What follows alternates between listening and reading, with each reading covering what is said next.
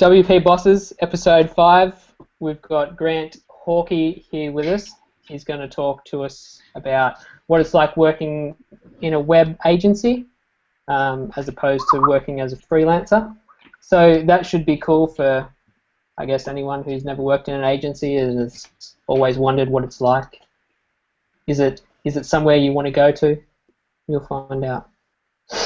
Anyway, let's go around and introduce everyone. Tracey, who are you? I'm Tracey Kemp. I'm from Get Web Creative, WordPress developer. That's about it.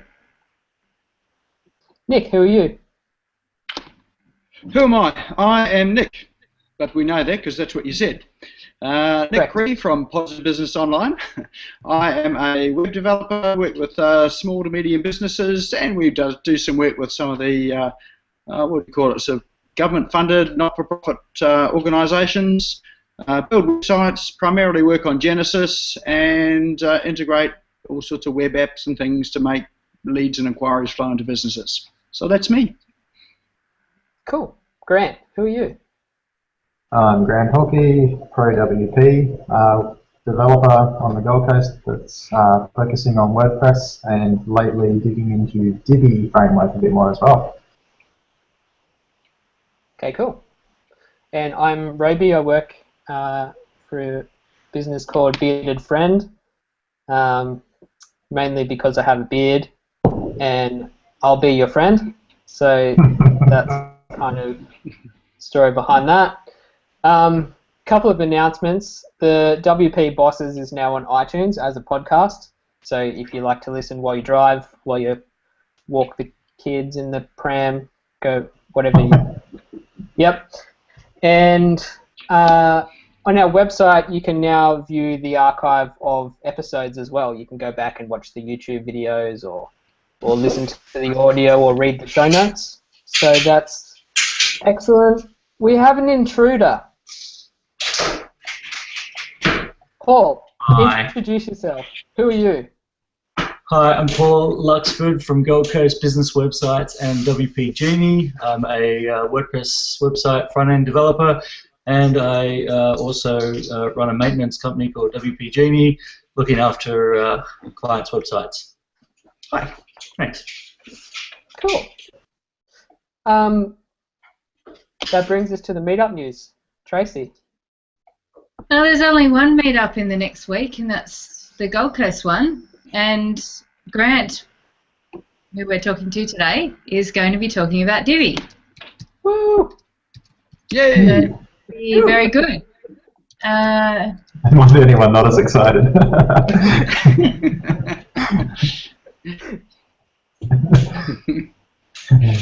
it. Yeah, cool. I'll be there. Nik, do you have any business tips for us? Well, I probably have a business tip based on a website that I've been working through today. I had a call from a good mate of mine who runs a AdWords agency to say that had someone's site that was running incredibly slowly. He was at his wit's end, he was frustrated, and nothing was working. He was getting no phone calls and pretty much ready to throw in the towel or throw out the baby or throw out the bathwater or whatever it is. So me, Tonto, came in to have a look to see whether I could do any rescue. And what we discovered was that he'd done all the right things, like employed SEO agencies and various AdWords agencies over time to come and manage his site and to try and get some more traffic to it, and what's more, to try and get some leads coming through. Interesting thing was that he said he had plenty of reports, had dashboards, and I don't know. Do you get web reports that are this thick, or is it they're still this thick here, but because they're just on a screen? But you know, if it was printed, it'd be this thick worth of reports. But there was one metric there that he knew was not working, and that was his phone was not ringing. So of all the reports that were saying his SEO was pretty good, his AdWords were working, and everything was all schmick and dandy, he just knew one thing: the phone wasn't ringing, and when the phone doesn't ring, guess what? That's no business. So so I sort of delved into it and had a look, and problem with it was that even though there'd been half a dozen agencies that had worked in the site, each time he'd appointed a new agency, they didn't take out the scripts and the codes and tracking codes from the previous agencies. So the website just closed and got slower and slower and slower until he was getting no calls, because people would get on the site there and they would abandon it. And when they submitted a contact form, well, actually, they couldn't really submit a contact form because it wouldn't load. It took probably 35 seconds to load the contact form. So they were onto another site there and looking for another plumber because their job was urgent, and a 35-second load on a contact form indicate urgency. So, and I think the site load, the actual site load for first load was over 10 seconds. So it was pretty slow. So yes, I got in there, found all his code, stripped it all out, stripped out plugins. There were some plugins. One of them said, "Do not use. This is not support. It doesn't work anymore." So this was in the plugin change log, and it was still there. It was acting for about half of the speed of the website, well, actually half of the slowness of the website. So just deactivating that and pulling that line dropped the speed in half. So it was loading much, much quicker. And so I guess the business tip here is that when you're getting web agencies in to run your AdWords, your SEO, in this case it's mostly SEO, and you fire them and you employ another one, make sure you strip out all the old code so you've got still a lean, mean website running along. Yeah, good lesson.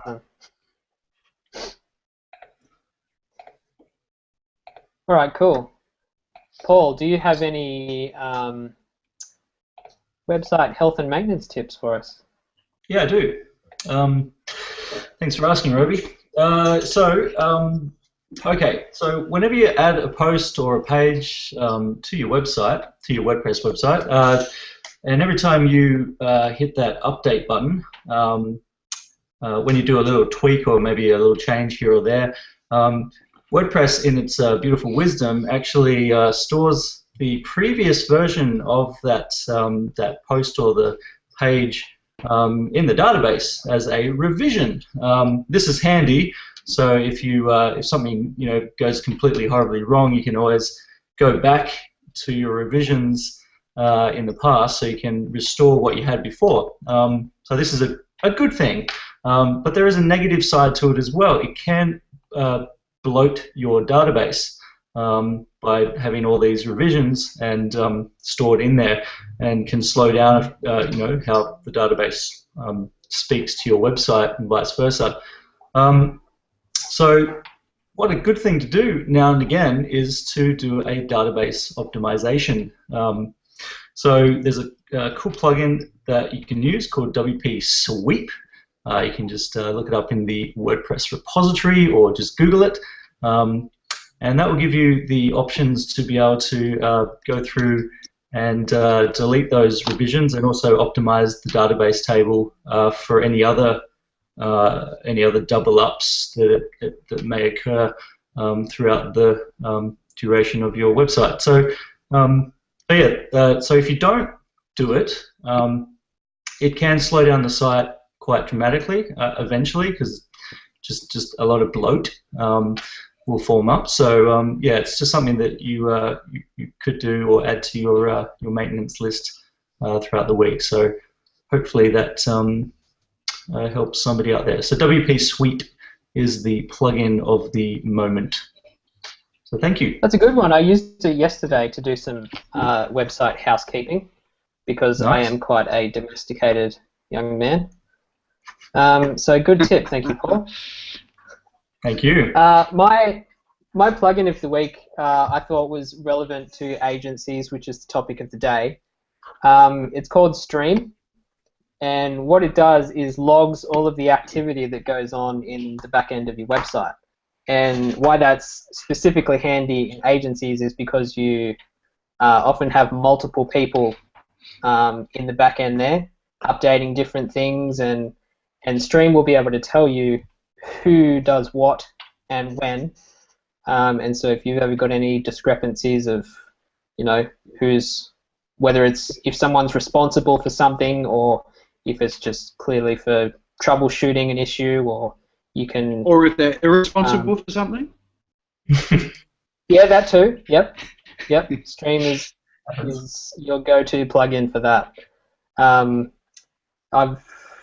There was actually I used the Stream to Slack extension for it as well yesterday, which was quite handy. I could see, as a third party was working on a site that I was also working on, I could see notifications come through as they were working on it. It's kind of handy to know where they're up to if you've got a VA or someone else. So yeah, Stream, one of the developers of that is Luke Carbis, who's from the Sunshine Coast, I believe, in Australia. So that's cool. That's my plugin of the week. Awesome. So moving on to the star of the show, Grant. Can you tell us a bit about yourself and your roles in the past working in the web industry, whether that was freelancing or how you got started? Yeah, I basically started with an IT background in PC and printer repair, and did some time in government departments doing networking infrastructure and stuff. But it was as that was winding down that I started playing with the web a bit more, and started getting into more web-related stuff when I started at a little local magazine published on the Gold Coast, probably going back 13 years, I guess. And once, like there, I was just doing graphic design and a bit of basic web stuff for them. But then I started freelancing just after that, probably about 12 years ago. But then I spent about 3 years as a senior designer, web designer, for a small development firm. After that, went back freelancing for a bit. You see a pattern here between jobs and freelancing. So back into freelancing, started on the Mambo platform, which forked into Joomla, which gave me a really good reason for an alternative, and that's when I started getting into WordPress properly. Grant, how old are you? That's a long time ago. I'm only about 24 with 15 years experience or something, I think. Something like that. Yeah. Back in modem, I mean, I started on a 28k modem, so enough said. But yeah, so then I joined another little agency, probably about 4 in the team now, I think it was. And they were like WordPress focused, so they were building custom intranets and e-commerce and stuff like that with WordPress, and that's where I started getting into custom fields and post types and that sort of thing. And then when that wrapped up, I went back freelancing for a while until I landed a role at a larger agency of about 30 other people on the coast here again, and that's where I got more exposure to some bigger projects and larger scale clients, which was really cool. But it was also fun meeting others that were like really devoted in their fields and specialising in UX or specialising in back-end development or whatever it would be. And I was mainly doing front-end development and WordPress there as well. And then end of last year I left there and rebranded my own little freelancing stuff as ProWP, so I could just focus on WordPress primarily as my favourite platform. And now I'm just doing 3 days a week contract work for a travel company under my own business and taking on other little projects in there as well. That's basically it. And so you've worked as a freelancer and in agencies. What would you say primarily is the difference between working in an agency as opposed to working for yourself? With an agency, you tend to have less control over the project at early stages, and also what the required outcomes can be. Whereas when you're freelancing, you wear a lot more hats, so you're there right from concept and planning through development, through deployment, into maintenance, and ongoing relationship to improve things and stuff. So agency is handy if you just like to sit back and focus more on a particular part of the process, I guess, unless you're in a management role. But as a developer, yeah, you can focus more on a niche part and let others worry about other details. So that has its pros and cons too. So you can actually turn up, you get into code, you're only doing code and that's it. No client contact, no troubleshooting, no phone calls come in and distract you. No going down the path of having looked at these shiny apps that come up. You can actually get sort of stuck in and actually do what you enjoy. Yeah, it's not 100% like that, but it's a lot more like that than when you're freelancing, for sure. You still have a lot of communication within a team. Depending on your workflow, if you're going agile, then there's a lot more stop-start with those bits and pieces, but you can try to compartmentalize things a bit more. Knowing that some people are taking care of this part and that part and that part, and there's always a project manager that's overseeing all the components coming together. And sometimes you're involved in client interactions and meetings and concepts and stuff like that, but a lot more of it is, okay, so the lead front-end developer on this project is this person, so all that stuff goes to them, or they only are asked for input at that stage of planning or scoping. So it's more separated because there's more people involved in the process, and a typical project would involve at least 5 people, whereas freelancing, you have to wear most of those hats, or you're working with external partners like marketing providers or maybe people that manage servers for you and things like that. Is that something you missed when you went back to freelancing after working in an agency? Did you miss that support you had in the other areas where you had to do everything yourself? Well, with my own freelancing, I wasn't taking on the same scale in projects. So sometimes it's handy when you're working with others to bounce ideas off them and stuff, like when some of us have co-worked together and that. But so there's that part you can miss, but at the end of the day, if you don't need as many cooks in the kitchen, it can be simpler. So I do like having less red tape around me, I suppose, to just get on and produce something, spend more time in production than so much time talking about things, I guess. So are you working in a location, or do you work from home? Both. So when I'm now at the moment, I've got an ongoing 3-day-a-week contract with a travel company, so I go in on premise with them. They're also on the Gold Coast. And then my own projects I do from whether it's home or whether it's, tapping in with you guys at times or whatever it might be. So I'm interested in this. Like when you're at home, you've got your own stuff, you've got your own computers, you've got your own stuff around you. But when you go into an agency or an office, then presumably using their gear and their setup and their apps and their stuff, what's that like? How do you manage that? I suppose where you spend the most time is the workflow you get more used to at that stage. So workflows in an agency can be more complex, and you have less choice over some aspects of those workflows. It depends on the agency a lot. Some are very, okay, well here's the task at hand.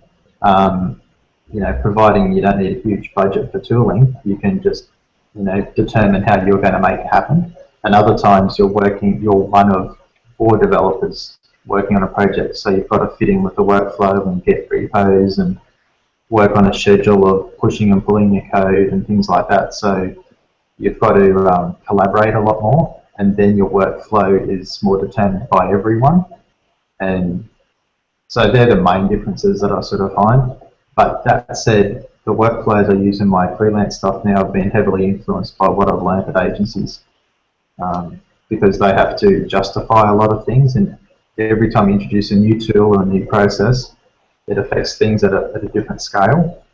More people to get up to speed with it and to maintain it and to keep checks on it. So I like to simplify my own stuff now rather than saying, oh, shiny new tool, I wonder if I can incorporate that. It's more like, is there a gap in my process that I need to find a better way of doing it did I need a better tool? If that answers your question. So what does the typical workflow look like in an agency? Like how many hands that have to go through from start to finish? Well, I had to think about this because, like, I made a list. Like the large agency I was at, I know lists, you come to love lists. A typical project would have a project or account manager, sometimes a studio or resource manager who divvies out the work between all the people available in the team at their skill sets and assigns them time to the projects. So the studio manager and the project manager are often communicating very regularly because the project manager wants stuff done and the studio manager says, oh, you can have this person. So you are bouncing between projects more so, and you might be touching 6 different projects in a day, and some things might be a 5-minute task, some things might be 4 hours, but you're switching a lot.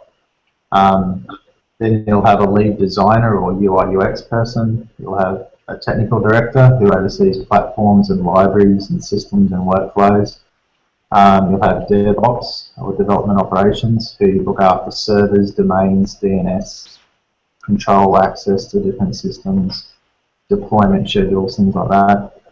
Then you'll have a lead front-end developer and maybe others with them. Same with the back-end developers, you'll have a lead and then 1 or 2 or more others. Then you'll have typically someone crossing over into UAT, which is your user acceptance training, and they have to put together test scenarios, user journeys, things like that to test the product against, so when it's launched it actually meets the brief and achieves what its objectives are. And then you go into client training and service and feedback, which can sometimes be the project manager again, depending on how busy they are, or sometimes it's another person that's really good at training people or weeding through feedback and helping them establish what their scope will be for stage 2 or some new feature set that they want to work on. So that's like people involved. As far as stages of a project, you can, that's a long list too, client briefing, concepting, prototyping, scoping and quoting, content creation and gathering or harvesting, wireframing, platform setup and config. Then you can move into design, whether it's done artwork in Photoshop, Illustrator type stuff, or whether it's design in browser with a lifestyle guide, which tends to be more preferable these days. Then someone looking... Sorry, mate? That was in the browser with, what was the thing you talked about? Design in browser. So yeah, if you're using a framework where you can iterate your page layouts really quickly. Got rain, have you? Sounds like it. Yeah, if you're using frameworks or tools that let you build stuff out in the browser really quick, then often you can design and iterate ideas in the browser quicker because it's a live working model rather than a static flat graphic. And then you can preview that to clients or demo it in action. And because we're using CSS and SAS and stuff like that all the time, we can make a little change and reflect those across multiple layouts pretty quick. So it can become a quicker workflow. Just depends how the agency in general and how the clients like to work. Because sometimes they just want to see a spread of stuff all in one hit and then hit it with a red pen, so to speak. And other times they like to sit down in sessions, like whether it's 20, 30 minutes at a time, and look at stuff and iterate on it. There's a method a lot are using now called live style guides, which is like building out all your modules or components that are going to be used throughout the site that you're reusing, and then they'll style them all in a browser and put them all in a tabbed or indexed layout so that you can see all your call to action elements, all your buttons, all your topography and things like that, like you would put in a style guide document, but it's live in the browser and it's being rendered on screen at high DPI or at different browser sizes. So you can foresee issues in implementation sooner rather than just drawing a flat graphic and hoping it scales when you come to it. So there's that aspect. Then are there any tools that are useful for doing that? In my experience, a lot of the time we've just been using the actual theme frameworks, whether it's something like Divi or similar, where you can quickly throw modules on a page and adjust columns and see how they'll stack when you go down through responsive breakpoints and stuff. Others do have other systems, but I'm not really experienced with those, so I'm not really sure which ones are good to look at or what the costs are or what. Yeah. Mm-hmm. So using in order to have those modules there, presumably there are things that you've already got set up, like some sort of start theme or some sort of starter framework that you've got that you can just pull the resources in to do that quickly, or are you just really just building it on the fly? Again, it depends on the project. If you can use a framework with a library of elements, then you're already way ahead, and you can become more familiar with those and how they behave or function out of the box before you have to start customizing things. Some larger scale projects are more about meeting other brands to a high detail, or existing brands I should say, to a high detail, so it's more bespoke, doesn't fit with an existing framework maybe so much, and those projects take longer, so sometimes you're actually wireframing and sketching the kind of modules and components and layouts you want to achieve for key areas of the site, then starting to build those just as little blocks,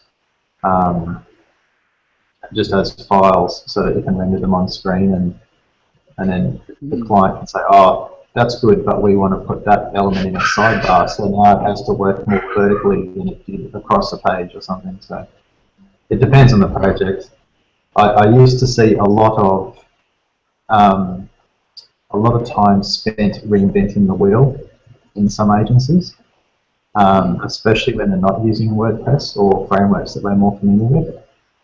If they're using something like Sitecrawl, which is something based on .NET, it's like an enterprise CMS that's really expensive and really convoluted, but they would have to spend several weeks just getting to the point you could start playing with positioning of things, because you had to build all these components and stuff and controls and stuff to actually start working with it, so to speak.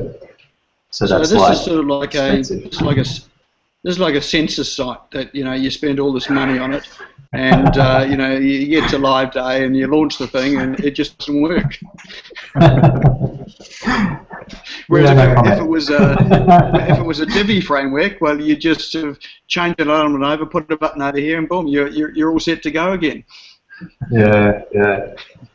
And that's why why didn't they hold out of your Survey Monkey or something?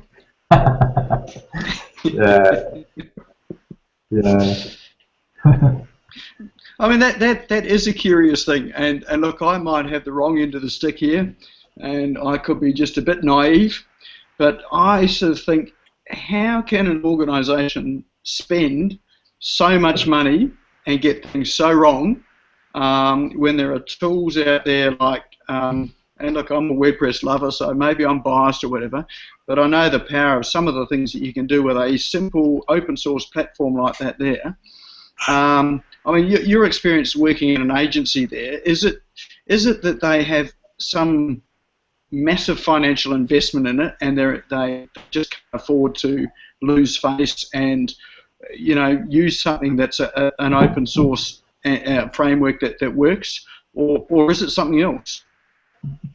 Well, I think there's a lot of politics at play, and some agencies I've seen do go for certain clients, and then they feel like they've got to have a certain expense involved. So, we're not doing a serious enterprise-grade system unless it costs in excess of 200 grand for the platform before we start building on it.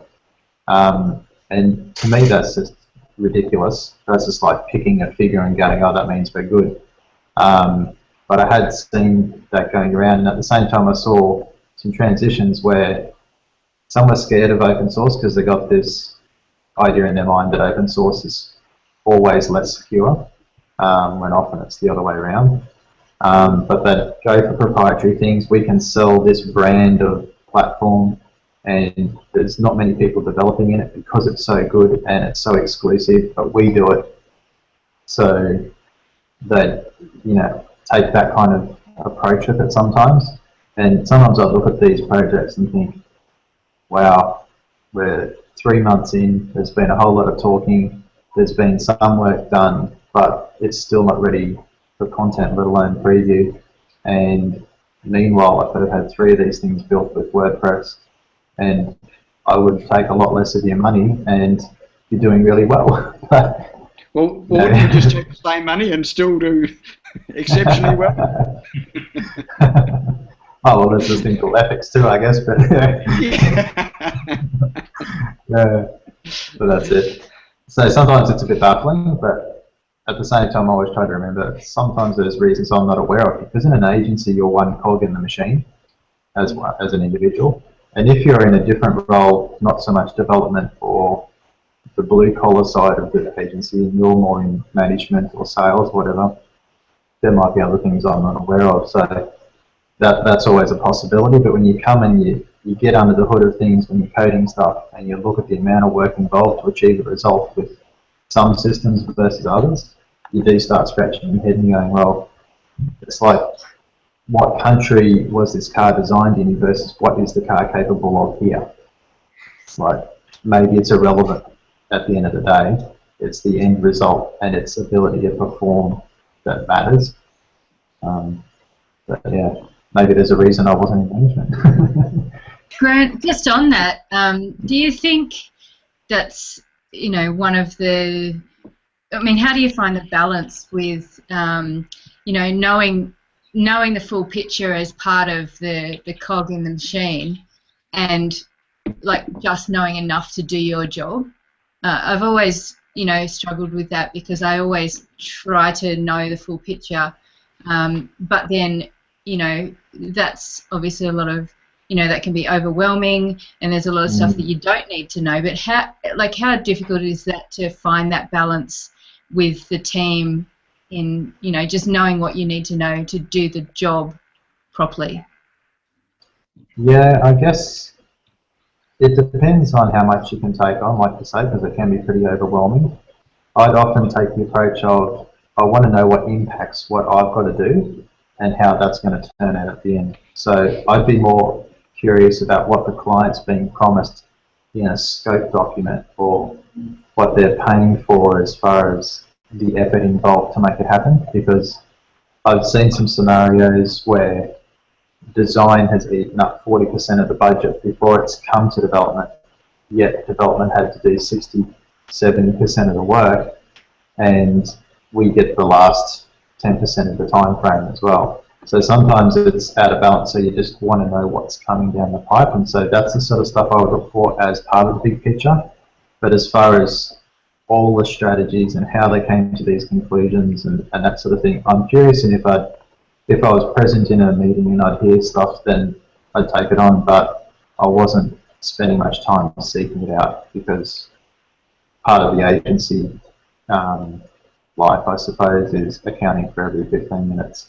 So I was always having to allocate time. I guess it comes down to, having a really good project manager too, so that they can take on the knowledge of all of that, and just let you know what you need to know. Yeah. And trust that they have it all kind of under control. Yeah, that's a really good point, because if the project manager is dropping the ball a bit, or they don't communicate well, or they feel like, don't ask me questions, just do what I tell you, then that can really alienate other members in the team.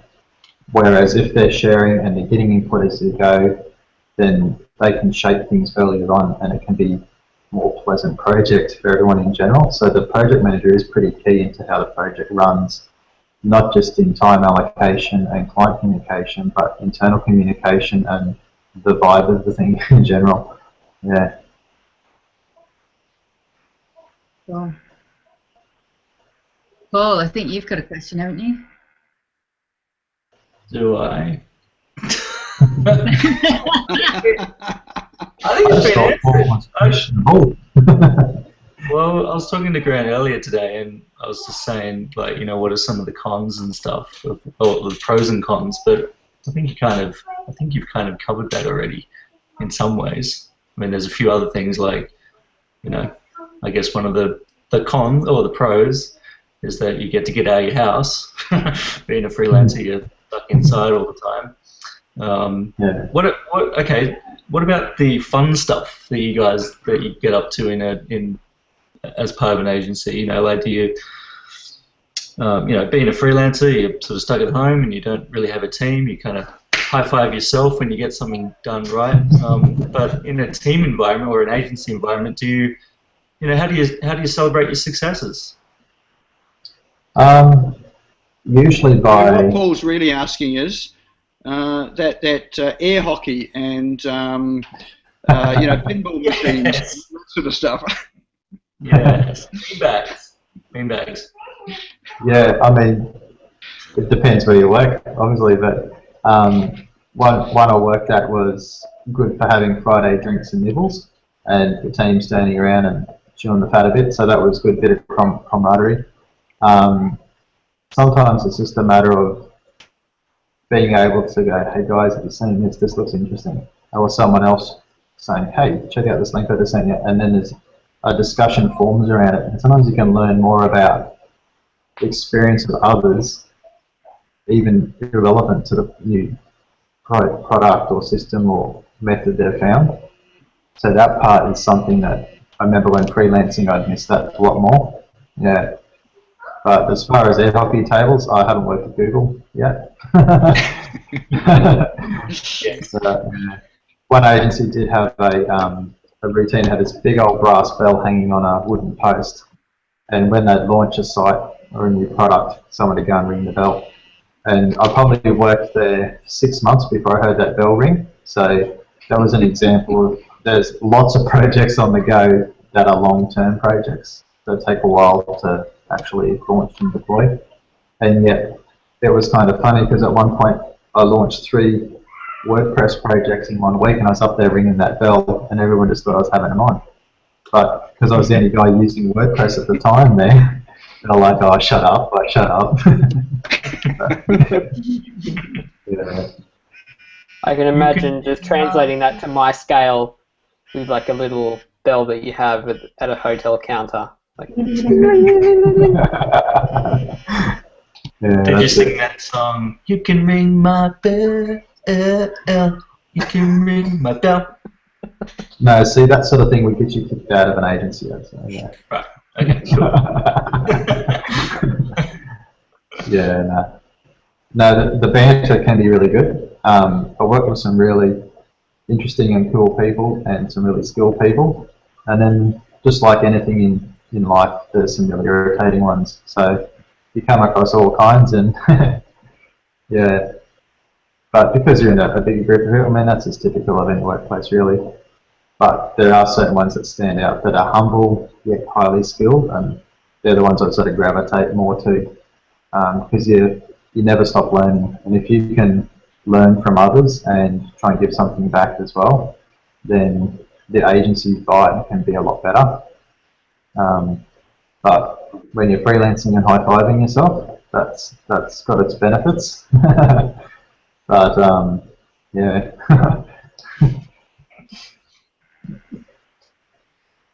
my last question for you, Grant, is: do you have anything specific that you've learned from working in an agency that could benefit the average freelancer who's just always worked for themselves? Like any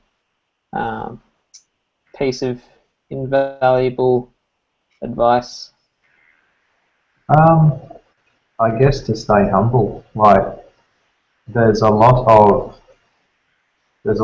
egos out there, and when, like in an agency, you can see a lot of people trying to rise above, I guess, because they're among a lot of peers.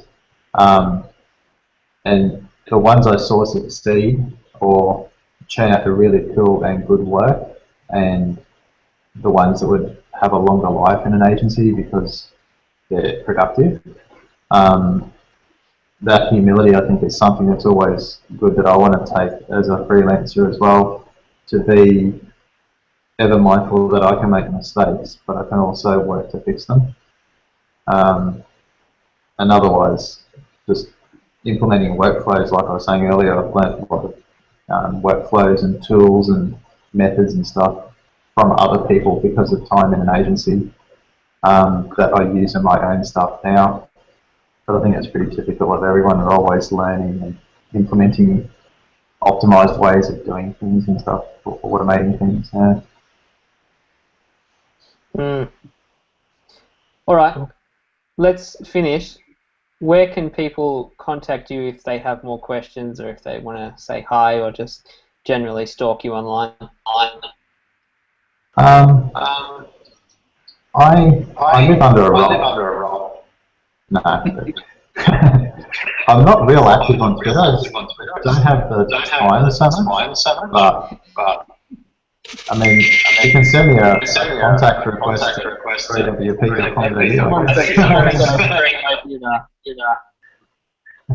Sorry? Echo. I think someone's got the stream open on the computer and it's echoing. Oh, that would be me, because my Bluetooth has just died. Let me mute myself.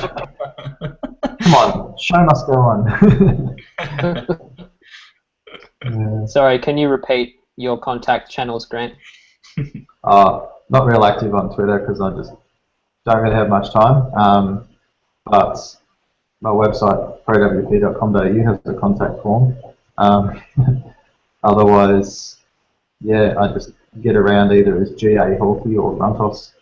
So that's pretty vague, yeah. Yeah, cool. Very good. Yeah. Does anyone have any last words? Any final questions for Grant?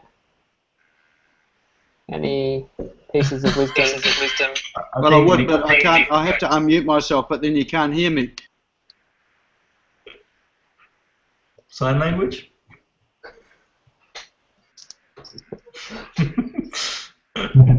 Cheers, Nick.